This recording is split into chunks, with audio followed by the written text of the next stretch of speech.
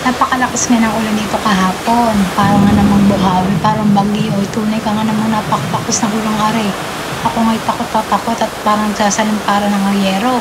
At aringat nasira na nga ang yerong are na aming kapitbahay. At ako'y napakalakas naman talaga ng ulan. Kitang-kita nyo naman, tingnan nyo naman ang mga puno. Ayan, nabalang na nga ng kuryente. Ay sabi ko mamaya magtitiisa naman kakapaypay. Sana mamaya magkakuryente na.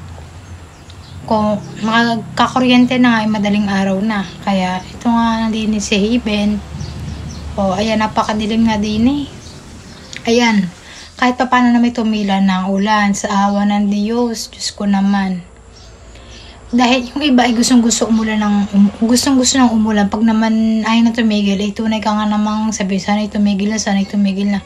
At aray nga, may iluluto nga ako. At ako'y biglang nagutom. Patatas na imbento ko. Piprito ko to, lalagyan ko to ng crispy fried. Hindi na natin aalisin yung balat dahil masustansya to. At pinrito ko na nga to. Ayan, hintay natin mag brown ng kaunti. Tapos set aside natin ulit. Tapos lilinisin natin yung mantika. Tapos ipiprito ulit natin ang pangalawang prito para ito ay maging crispy. Okay? At ipapakita ko sa inyo at gagawa rin tayo ng sauce. At ito nga, hindi pa tayo tapos magprito. Nagpiprito pa rin tayo. At ayan nga, tapos na ako magprito. Papahinga muna ng saglit ng kaunti. At lilinisin ng mantika nga. At tayo magpiprito na naman. Okay, nandito na tayo sa pangalawang salang. Ayan. Atin na to ay intayin mag gold. Maging brown na kulay. Ayan nga. Medyo matagal magprito kasi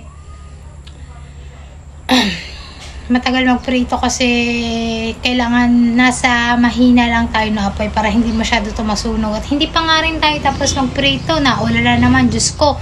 Hindi pa nga ako tapos magprito din naulala na naman.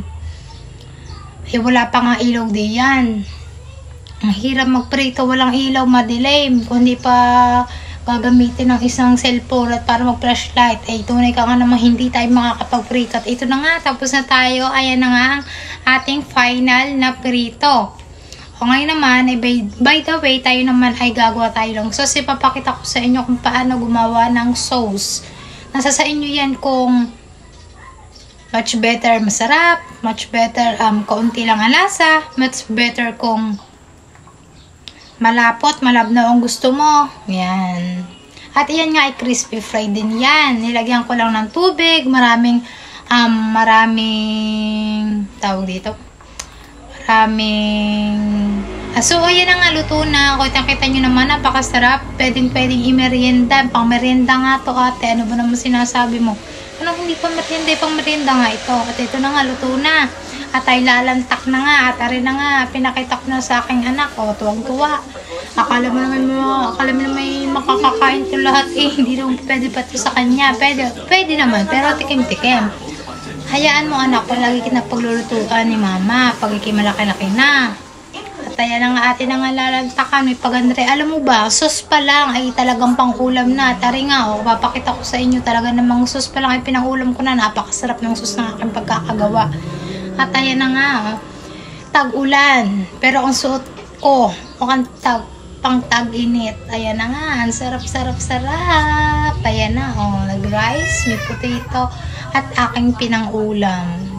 Alam mo ba, ang dami natirang sauce, pero pinang-ulam pa din ni mama yan. Masarapan nga siya dyan.